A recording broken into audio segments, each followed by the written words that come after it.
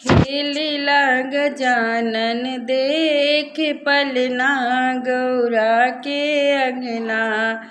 खेलिला गजानन देख पलना गौरा के अंगना।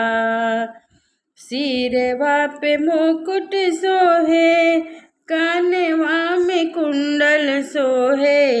सिरवा पे मुकुट सोहे कानवा में कुंडल सोहे। हथवा में सोहे देख कंगना गौरा के अंगना। हथवा में सोहे देख कंगना गौरा के अंगना।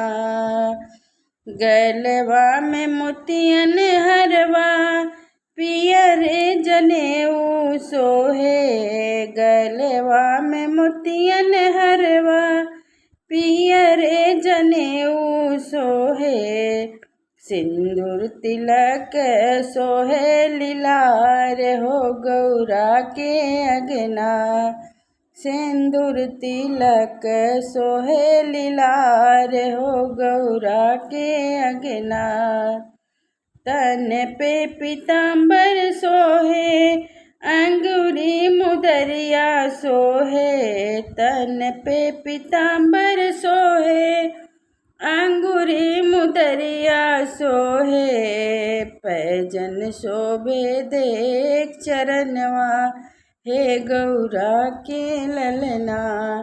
खेलिला गजानन देख पलना हे गौरा के अंगना।